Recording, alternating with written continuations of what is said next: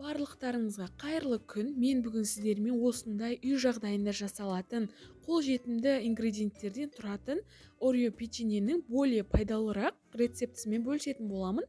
Алдымен ыдысымызға жұмсақ бөлме температурасындағы сары майды салып, үстіне сахарный пудраны салып, екеуін миксермен араластыратын боламыз.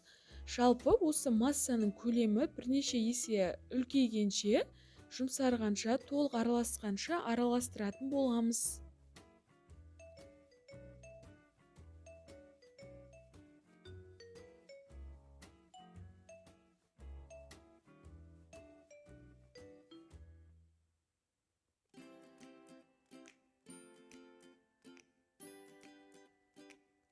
Үстіне кішкене шым-шым тұзбен бір жұмыртқаны саламыз да, тағы да миксерлейтін боламыз. ұн, какао және разрыхлитель үшеуін араластырып аламыз. Және осы массамызға саламыз. Разрыхлитель салу маңызды емес, өздеріңіздің қалауларыңыз бойынша. Осылай илеп, қамыр илеп аламыз.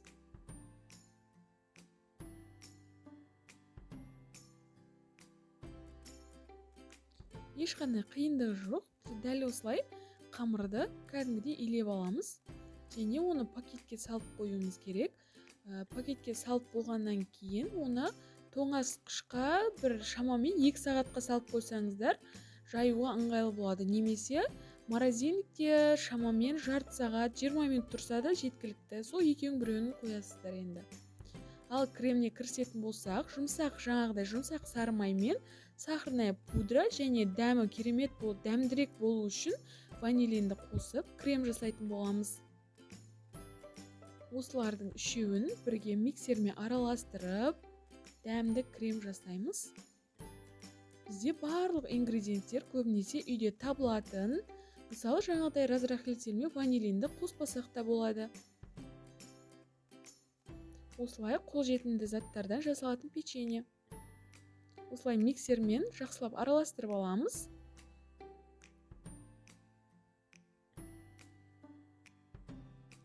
Және тағы айта кететінім, егер сіздерге менің рецепттерім ұнап жатса, осы видеоның астына пікір қалдырып кетіңіздер, лайк басып және каналыма тіркеліп қойыңыздар. Бұл сіздердің маған деген қолдауларыңыз бен алғыстарыңыз болсын.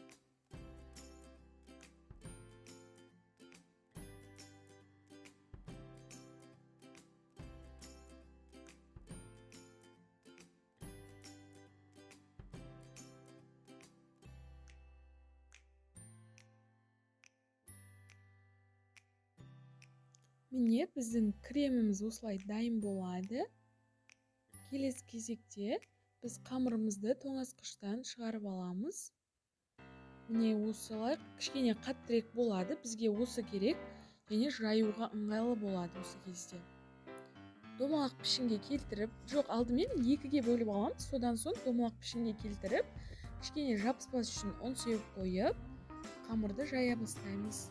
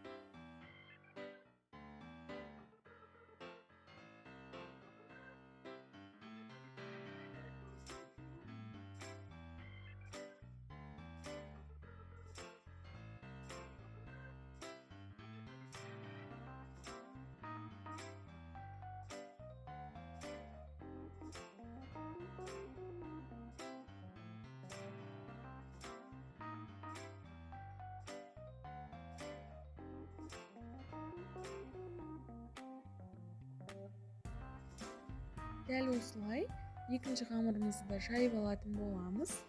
Ұн сеуіп.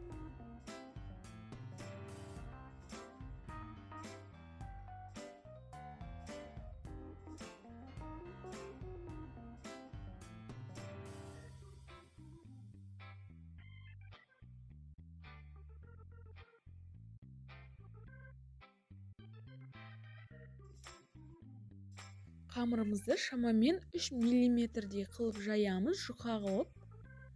Енді өздеріңіздің қалауларыңызша, көлемі бойынша кез келген пішінмен осылай қамырларды кесіп аламыз, домалақ етіп.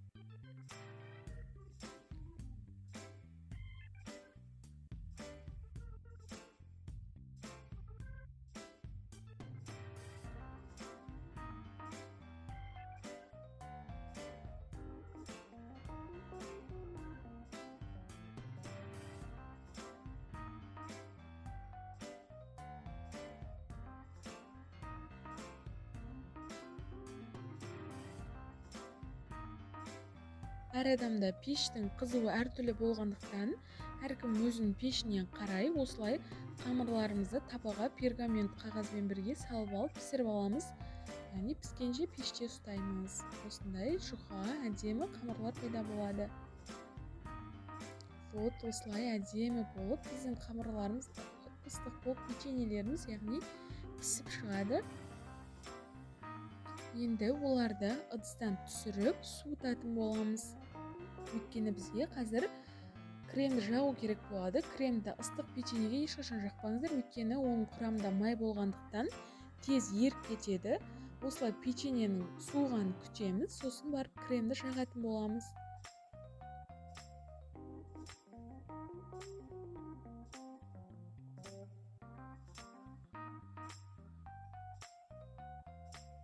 Осылай печеньенің бір бетін алып, шамамен осылай бір шай қасықты толтырып, крем жағып, екінші печеньенің үстіне қойып, кішкене басып, шет-шетіне крем келгенше басатын боламыз. Вот осылай печеньелеріміз дайын бола бастайды. Дәл осылай барлығын 2 жұп қылып істеп шығамыз.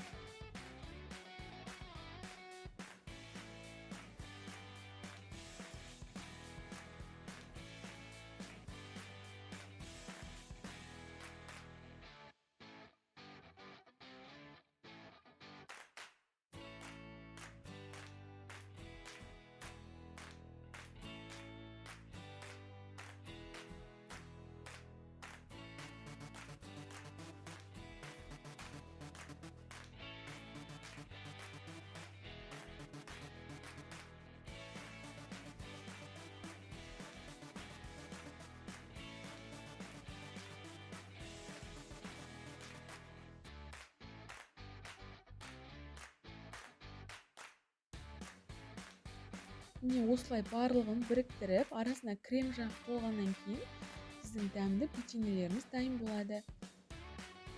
Егер сіздерге осы рецепт пайдалы болса, яғни Орео печенье рецептісі ұнаса, каналымдағы басқа да рецепттерді көріп шығыңыздар. Олар да сіздерге ұнап жатса, менің каналыма тіркеліп, маған өз қолдауларыңызды білдіріп қойыңыздар. Назарларыңызға рахмет. Орео печеньесі ас болсын.